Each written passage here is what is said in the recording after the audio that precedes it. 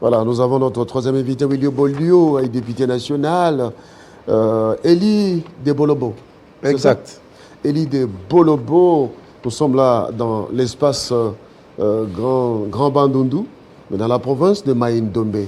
Willy Bolio, bienvenue. Merci. Très attaché aux valeurs ancestrales.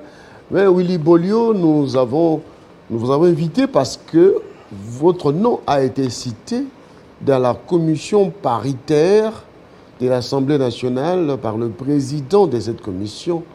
Et cette information nous est parvenue que vous êtes en procès contre le président Mbosso et le président de la commission paritaire. Pourquoi?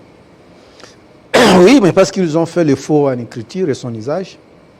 Je suis allé au parquet général pour que justice soit faite. Au parquet général? Après la Cour de cassation, oui. Pour que justice soit faite. Bon, on chante toujours que l'état de droit, on dit qu'il y a l'indépendance de la justice, mais moi je crois que ce n'est pas en chantant état de droit, ce n'est pas en parlant chaque fois sur des chaînes de télévision que la justice serait indépendante que nous allons applaudir qu'elle est indépendante. Eh bien, c'est comme on le dit naturellement, si tu veux voir comment danse la barbe, il faut commencer par nourrir la bouche. À ce moment, le mouvement de la bouche vous permettra d'apprécier si la danse de la barbe est bonne ou mauvaise. Et donc, voilà, je suis allé en justice. C'est l'occasion qu'on puisse voir si réellement nous serions dans un état de droit.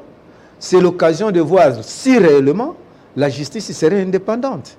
Encore faudra-t-il que je vous dise qu'il y a un peu d'inquiétude à voir l'évolution du dossier.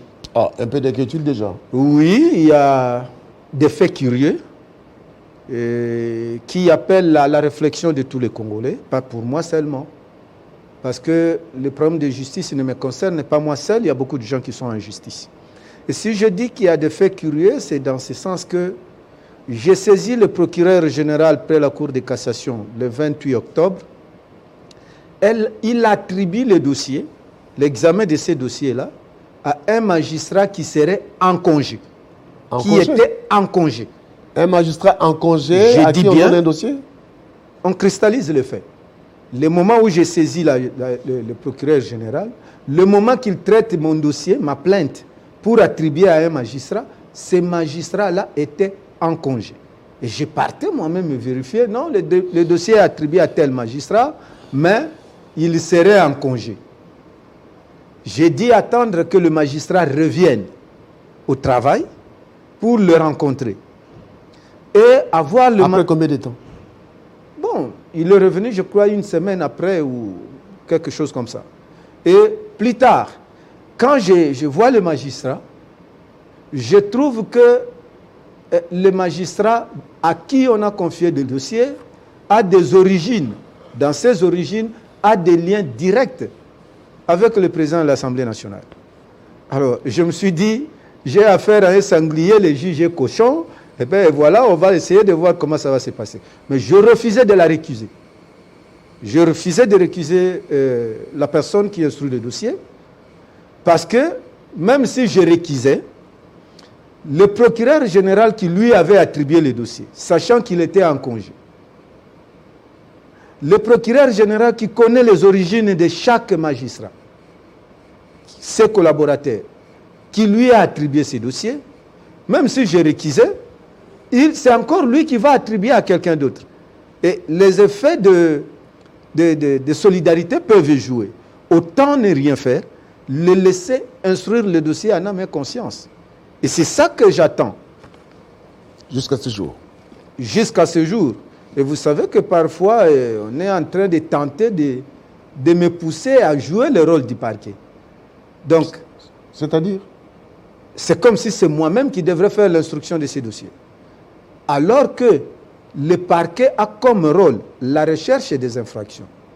Alors, vous avez porté plainte contre le président de l'Assemblée nationale, Mbosso Kodiampouanga, et le président de la commission paritaire, le professeur Mbata, parce que vous avez été cité parmi les membres de la commission paritaire et pourtant, selon selon vous, vous n'avez jamais siégé au sein de la commission paritaire et l'information ne vous était même pas parvenue. Vous avez appris l'information par Top Congo. Exact. C'est là où il y a le caractère de la fraude. La fraude naît de cet aspect-là. On met mon nom dans une commission paritaire, on ne m'informe pas, et ils font les travaux pendant 2 mois, ils amènent les rapports à l'Assemblée nationale. Le règlement intérieur de l'Assemblée nationale dit que, avant de traiter d'un dossier, on doit remettre le document de travail aux députés 48 heures avant le jour de la plénière. Et ce document ne nous a jamais été remis. Et c'était entériné comme ça, sans qu'un seul député ait eu tous ces documents-là.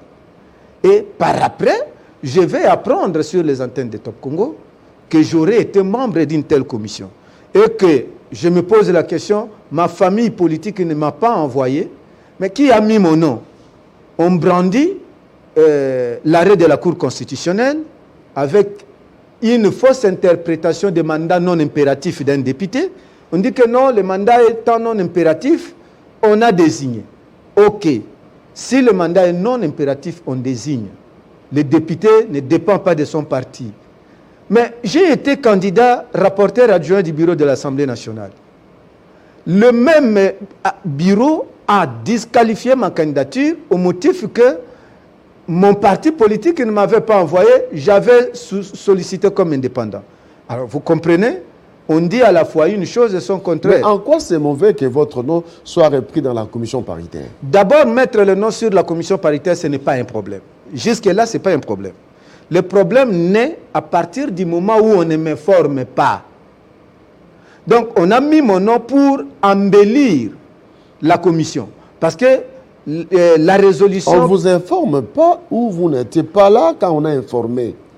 Mais non, on n'a pas informé. Je vous dis, pendant les 2 mois, je vous informe que le problème Donc, vient... pendant les 2 mois, les membres de la commission paritaire n'ont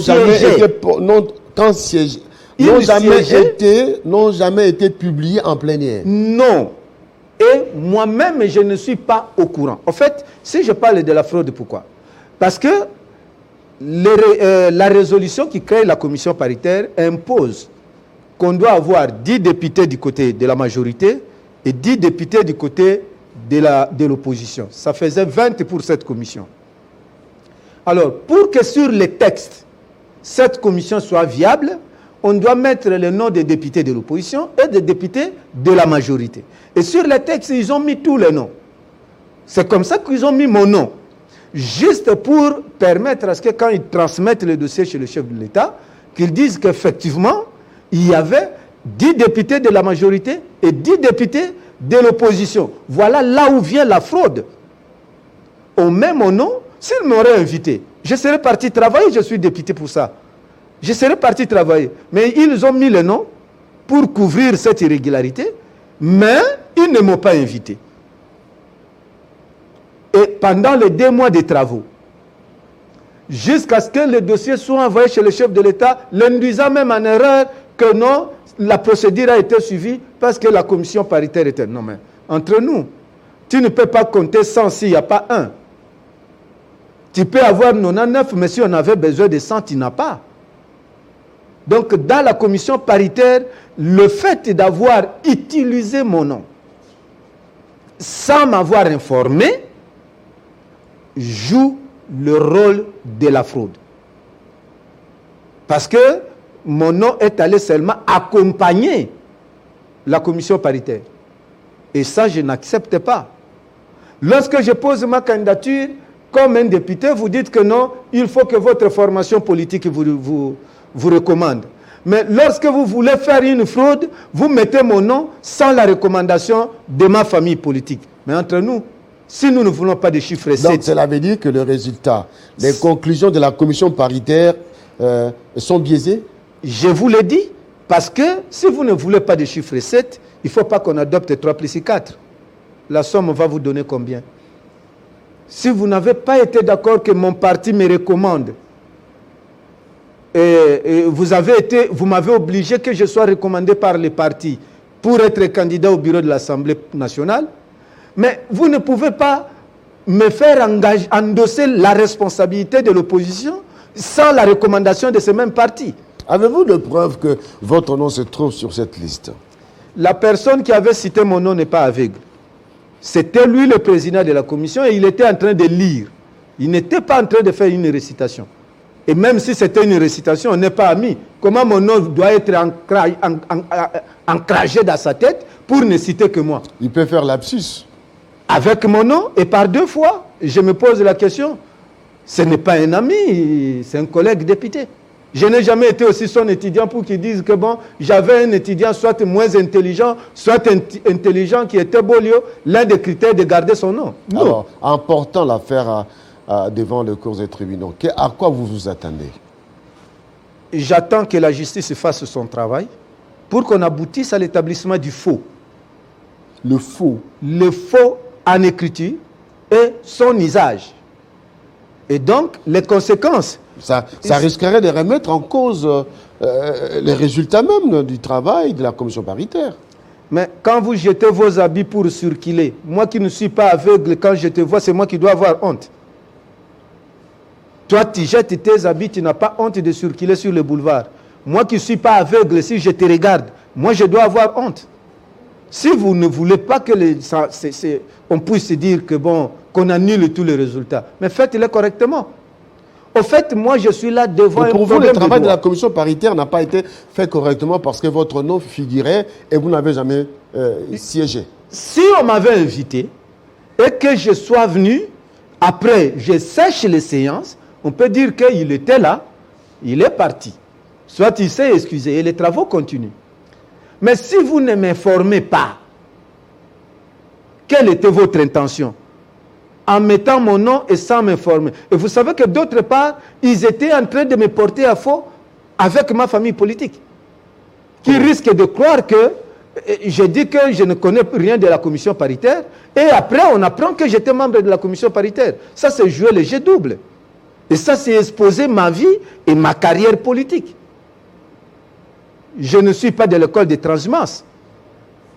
Je ne peux pas admettre qu'on mette mon nom. Et vous savez, même au niveau de parti politique, on peut se méfier de moi.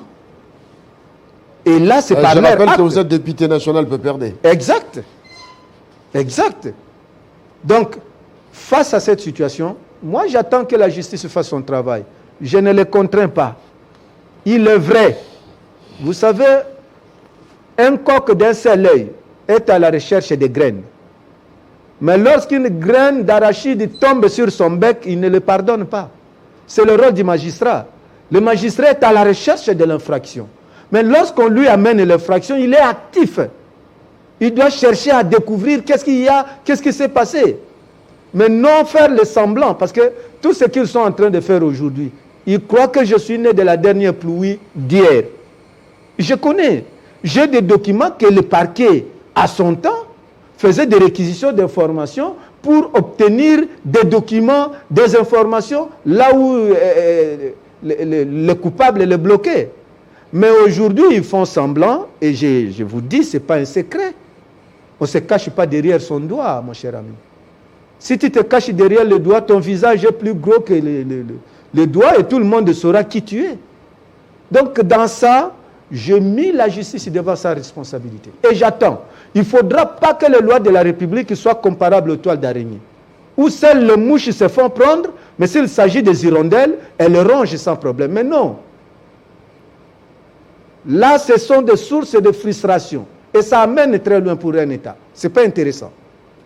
Vous avez suivi dans ces pays, il y a même quelqu'un qui serait en prison pour avoir fait une déclaration sur les réseaux sociaux.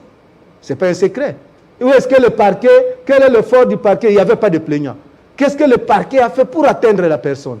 Mais ici, il y a un faux. Barnabé. Et maintenant, aujourd'hui, il y a un faux, on amène le dossier, le parquet fait semblant d'avoir sommeil. Et je me pose la question si c'est vraiment vrai. J'attends, je ne veux pas réquiser ces magistrats. Il va faire son travail jusqu'au bout, mais tout en sachant que je connais des relations qu'il y aurait sur leurs origines avec un des accusés. Je connais. Et je connais aussi... Ce n'est pas un raccordement frauduleux, là. Je commence aussi à m'inquiéter pourquoi lui qui était en congé, on devrait lui réserver ce dossier pour que le dossier l'attende. Ah ben, vous voyez, devant tout ça, je suis en train d'observer, mais au moins je suis content parce que c'est une expérience que les Congolais sont en train de vivre. Entre l'état de droit sur la lettre, sur nos bouches, entre l'indépendance de la magistrature sur nos lèvres et sur les textes, et entre la pratique. C'est là où on dit, une bonne sauce, on ne l'apprécie pas quand elle est déversée sur la nappe de table. Personne ne va y apposer ses mains. Une bonne sauce, on l'apprécie quand vous la mettez dans la bouche. La voix obligée. À ce moment, tout le monde peut dire, ah, elle est succulente. Mais si c'est jeté sur les habits, je regrette. Donc, l'indépendance de la magistrature, l'état de droit, aujourd'hui, je demande à tous les Congolais d'observer comment il s'explique et comment il s'exécute. Très bien, on va changer de cap. On va laisser un peu ce dossier pour se rendre dans votre fief électoral. Eh bien, il y avait des barrages, des forces de sécurité, vous avez plaidé. Et aujourd'hui, vous félicitez les autorités d'avoir levé ces barrières à Bolobo. Oui, je remercie les autorités militaires du ministère de la Défense qui immédiatement saisi des barrières irrégulières qu'on a implantées au village Ngé-Bolobo et à Ebete sur la route Botarankassa. Ils ont interagi et aujourd'hui, ces militaires ont quitté ces endroits. Et c'est dont je dois les féliciter. Donc nous ne sommes pas là seulement pour dire ce qui est mauvais, et ce qui est bon aussi, on doit l'encourager. Et à la même occasion, je continue le plaidoyer et j'ai adressé une correspondance aux autorités du ministère de la Défense. Il faudra qu'on tienne compte des militaires là où on les envoie. C'est vrai, on peut leur envoyer une ration, mais si elle n'est pas conséquente, à un moment, vous voyez les distances entre Bolobo et Kinshasa, ça pose problème. Donc, il ne faut pas tenter les gens, en réalité. On ne doit pas tenter aussi nos militaires. Il faut qu'on se dise les choses correctement. Il y a les gens, parce qu'il est chrétien, il dit que non, moi je ne peux pas pécher. Oui, tu ne peux pas pécher. Est-ce que tu as déjà été tenté combien de fois? Pour qu'on sache que toi, tu ne pêches pas. Donc, ces militaires-là, je les pardonne sur l'acte posé, mais puisqu'ils sont revenus à la raison. Mais au moins, j'exhorte les autorités à tenir compte des besoins de fonctionnement et de survie des militaires. Pas seulement pour Bolobo, partout où ils sont. Partout où ils se retrouvent. Parce que si on ne tient pas compte de ça, en main, il n'a que l'arme, et s'il n'y a pas quelque chose que lui va manger, son arme va devenir un instrument nuisant pour pouvoir manger. Alors là, ça devient compliqué. Voilà, très bien. Donc, que cette situation puisse perdurer, surtout en cette période de fête de fin d'année. Voilà. Surtout qu'on approche la fin d'année, ouais. Et il faut éviter que ces gens-là qui ont aussi de famille se retrouvent dans une situation inconfortable et les citoyens risquent d'être leur source de vie. Alors là, ça devient compliqué. Bien. Au lieu de les sécuriser, on les insécurise. Alors, et donc, ça deviendra compliqué. Population comme bilan soda. Voilà. Allez, nous allons donc terminer. Dernière question. Willy Bolio, nous avons vu les assises de Mbouela Loge, c'est terminé avec la signature de l'accord entre l'État et les enseignants. Comment avez-vous reçu cette information? Je rappelle que vous êtes aussi membre de la NAPECO. Là, j'agis comme député national. Je suis en train de les encourager. Je les félicite d'abord parce qu'ils ont négocié, ils ont discuté, ils ont échangé. Et c'est ce que je recherchais. Je ne cherchais pas que quelqu'un se fasse tout puissant et impose aux autres. Vous savez qu'on a perdu trop de temps pour rien. Les enfants, au lieu d'aller à l'école, on a perdu du temps parce qu'on voulait faire du chantage sur une histoire qu'on savait quelque part qu'on ne serait pas à mesure d'en terminer soi-même. Mais ce qu'on allait te donner en janvier, si c'est donné en février, il faut dire merci, c'est pour toi. Dès lors qu'ils n'ont pas réussi à s'imposer, ils ont discuté, on a trouvé un compromis, je suis d'accord. Mais il y a une chose qui reste encore pendante. J'avais suivi un membre du gouvernement dire que par la gratuité, ils ont pu récupérer 4 millions d'élèves. Récupérer, c'est-à-dire ce sont des élèves qui n'étaient pas là, qui ne pouvaient pas aller à l'école, mais par la gratuité, ils sont venus. 4 millions. Dans une salle de classe, il faut avoir au moins 35 élèves, logiquement. Et quand on récupère 4 millions, le ministre de l'EPST ne nous a pas dit combien de salles de classe a-t-il construit ou proposé dans le budget ici pour que les 4 millions puissent avoir des places dans des salles de classe. Et aussi, cela ne suffit pas. Combien d'enseignants recrutés pour enseigner les 4 millions? Parce que déjà, il avait désactivé ceux qui étaient là. J'ai appris qu'il va réactiver. Mais il y a de nouvelles unités qui ne sont toujours pas payées. Et vous savez, les nouvelles unités qu'on vous parle là, ce ne sont pas des enseignants qu'on a recrutés hier. C'est seulement parce que, bon, on parle de ça en français, on doit les appeler nouvelles unités. Il y a des enseignants qui ont fait 20 ans sans salaire. Je n'attribue pas ça au actuel ministre. Mais dans l'accord, on parle même de nouvelles unités qui seront régularisées, mécanisées pour voir leur situation revenir à la normale. C'est ce que je dis.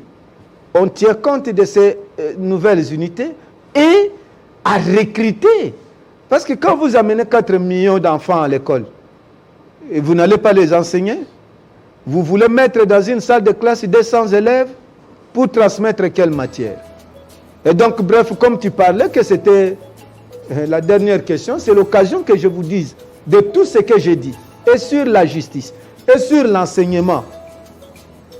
Il ne faut pas que le gouvernement et la justice trouvent le Congolais comme une femme qui a besoin d'un train chez son mari. Merci. Ok? Merci. Parce que si tu approches une femme, pour le mariage, il t'impose les trains. Il dit, achète-moi un train pour que j'apprécie que tu m'aimes. Ne te complique pas la tâche. Dis-lui, dis à tes parents, toi tu m'as demandé seulement les trains, mais dis à tes parents d'acheter les rails et mettre le rail jusqu'à votre maison. Comme ça, quand j'achète les trains, il vient chez vous. Mais quand les parents n'auront pas acheté les rails, écoutez, le train ne viendra pas et cela ne va pas dissoudre les mariages. Donc, il faut que le gouvernement comprenne qu'on ne nous demande pas les trains. Sinon, je vais leur demander les rails. Merci beaucoup. Willy Bolio, qui a toujours des paraboles, il maîtrise bien la sagesse bantou. Merci d'avoir accepté l'invitation. C'est moi qui vous remercie. Mesdames et messieurs, ça est donc fini avec 50 Bonjour ce matin. Merci d'avoir été nombreux de partout. Vous avez suivi ce programme du matin sur Télé 50. Merci à toute la coordination des Télé 50 avec Jean-Marie Gassamba. Et ce matin, nous avons été avec Jocelyn Toumba au niveau de la réalisation. Apollinaire Damba au niveau Manda plutôt. Apollinaire Manda, opérateur de son. Et la supervision de Carly Cassivita. Non, Carly Mabiala. Il était là. Merci à Arsène pour la prise de vue, mais aussi Kabengele, les villageois de Lemba. Merci d'avoir assuré. Messieurs, merci à vous tous. Et mesdames et messieurs, très chers téléspectateurs, je vous fixe rendez-vous demain matin pour 50 Bonjour. Et pendant ce temps, restez en bonne santé. Que Dieu vous bénisse.